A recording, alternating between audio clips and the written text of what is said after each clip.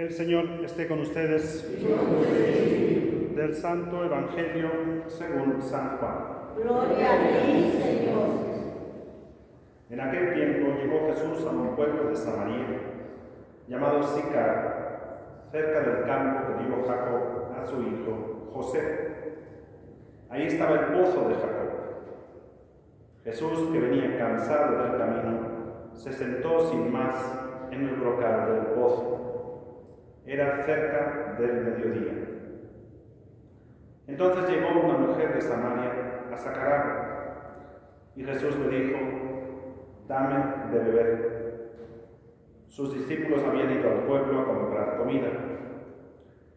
La samaritana le contestó: «¿Cómo es que tú, siendo judío, me pides de beber a mí, que soy samaritana?» Porque los judíos no tratan a los samaritanos.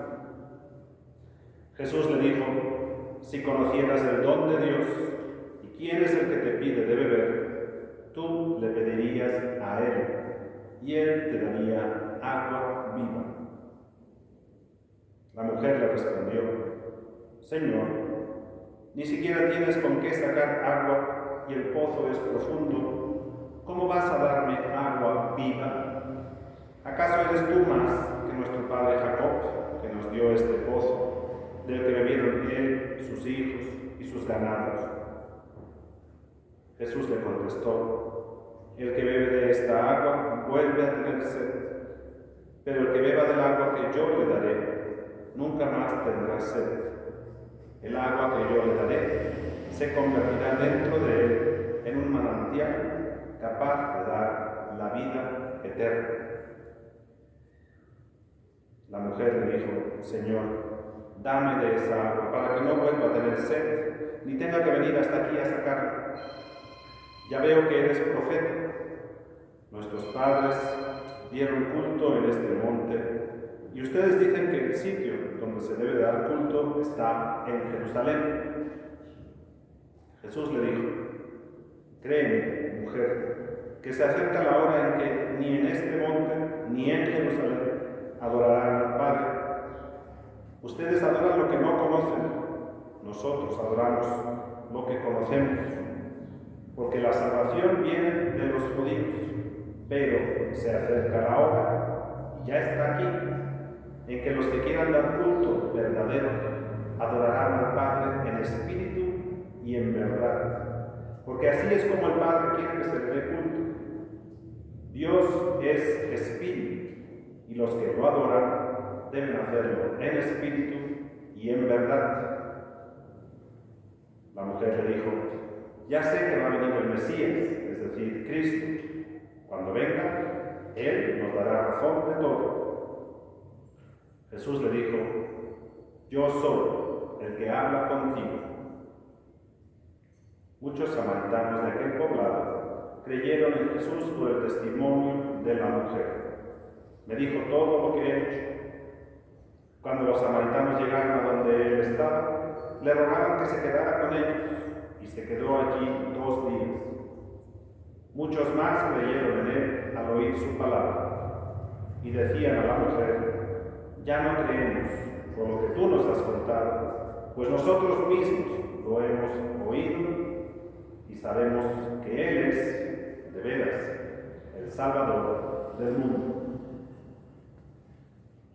Palabra del Señor. Gloria a ti, Señor Jesús.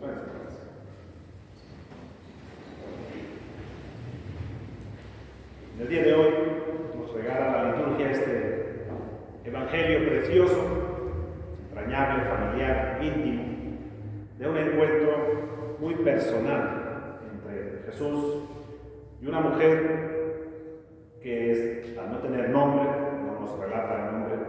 El texto viene a ser un poco un ejemplo, un comodín, podríamos decir nosotros hoy en día, para que nosotros nos podamos poner en su piel, podamos entrar en este diálogo con Jesús a través de ella.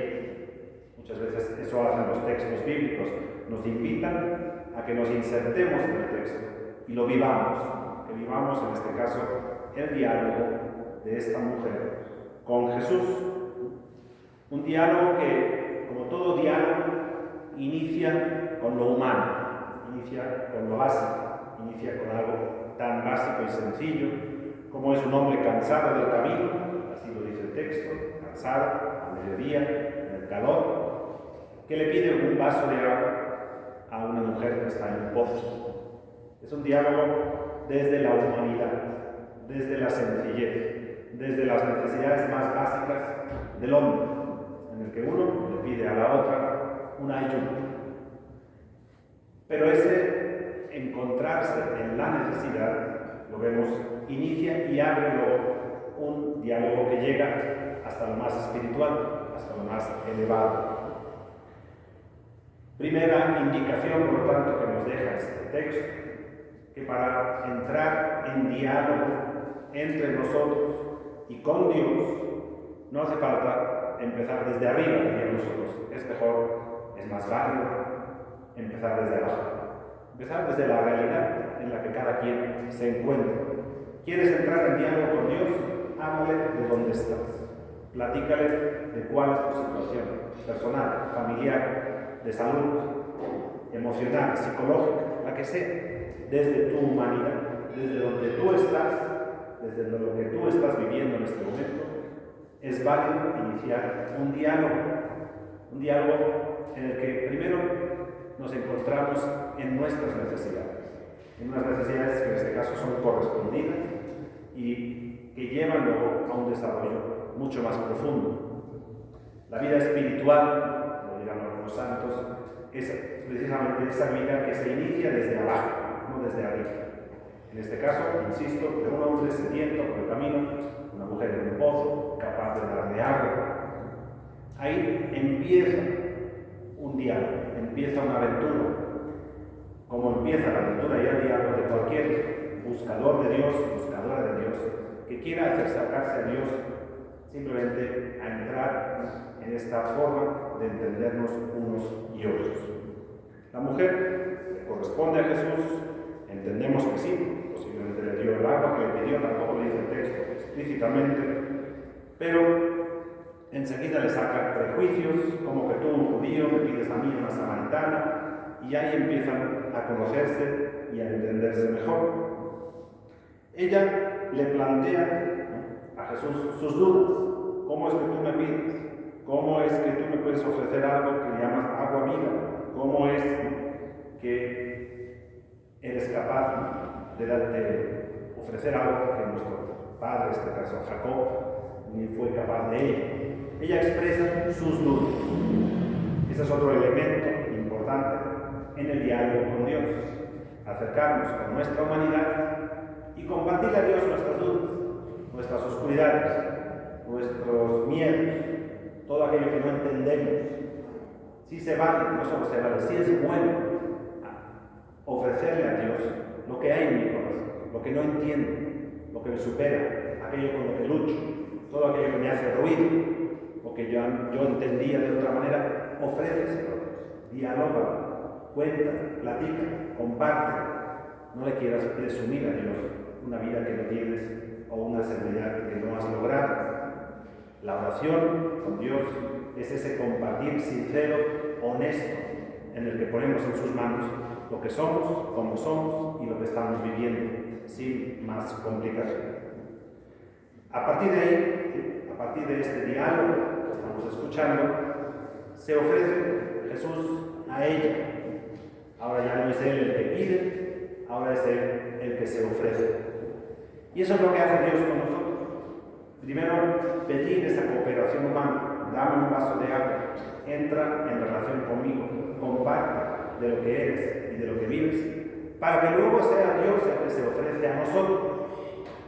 ¿Cuántas veces pensamos que en esa relación con Dios, en la vida espiritual, en la vida de oración, somos nosotros los que estamos en búsqueda de Dios?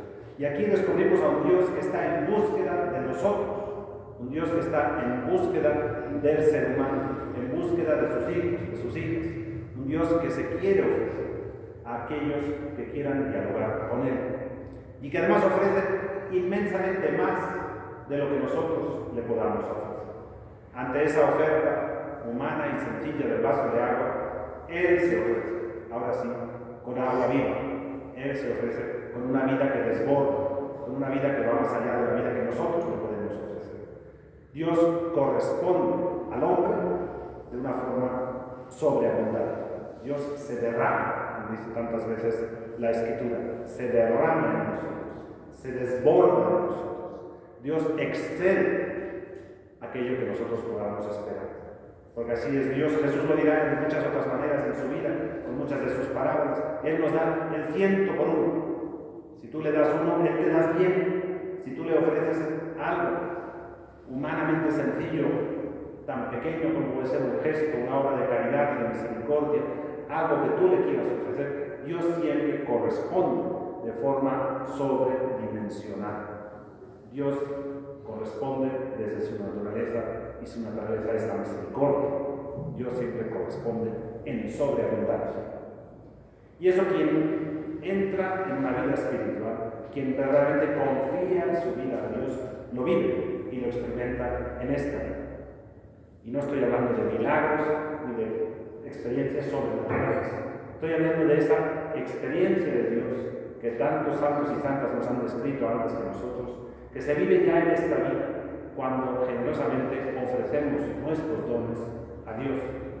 Él los corresponde, los multiplica, los bendice, los convierte en algo que jamás habíamos soñado. Porque así es Dios con nosotros. Si nosotros le damos agua, Él nos da agua viva.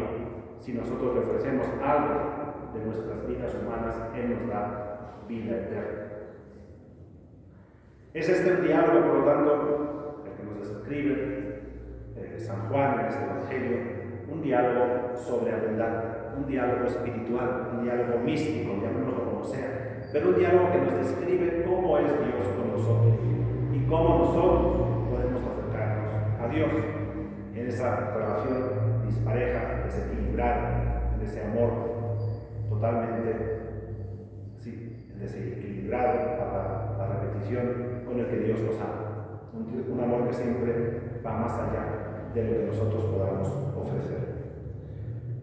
Esa es la primera parte del texto, y una parte, pues yo creo, tan hermosa, tan bella, tan profunda, como para guardarla en el corazón, como para permitir que este Evangelio nos acompañe, aunque sea esta semana, nos acompañe en aquello que nosotros le ofrecemos a Dios. Le ofrecemos un gesto, le ofrecemos una oración, le ofrecemos algo, permitamos que Dios responda, corresponda, así como Él lo hace. Y en segundo lugar, se atreve San Juan, porque es un atrevimiento este Evangelio, a cuestionar el culto que llevaban a cabo los judíos en la época de Jesús, el culto del templo.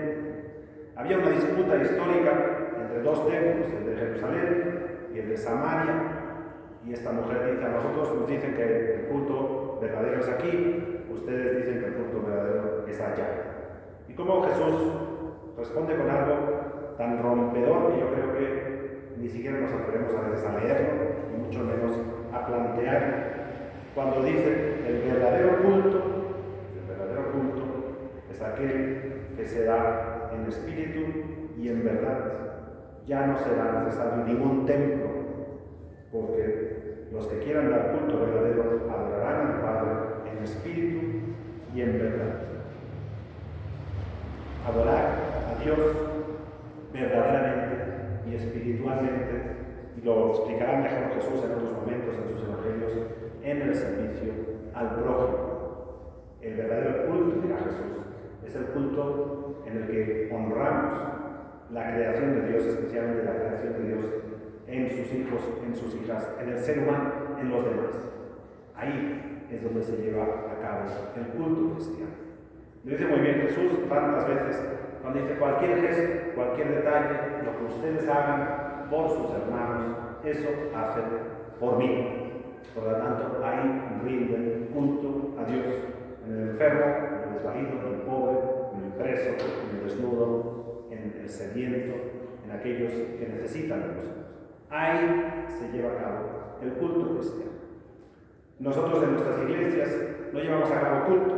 Nosotros venimos a llevar a cabo una acción de gracias, Eucaristía, acción de gracias, eso es todo. Venimos a alimentar la fe con la palabra, venimos a alimentar la fe con el sacramento y venimos a dar gracias por la vida que Dios nos da, para salir y llevar a cabo el culto cristiano durante la semana, en los demás, en el prójimo. Ahí sí le podemos rendir culto a Dios, en los demás, no en los templos.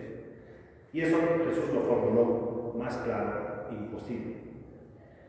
Que este tiempo de Cuaresma, pues, que es un tiempo precisamente para el culto, es decir, para la limosna, para la caridad, ¿no? Sea un tiempo donde se encuentre, esperemos, en estas dos dimensiones que nos plantea hoy el Evangelio, en una dimensión espiritual, mística, de diálogo con Dios, a la que hemos sido convocados, pero también en esa dimensión humana y de servicio, en la que verdaderamente honramos a Dios en nuestro prójimo.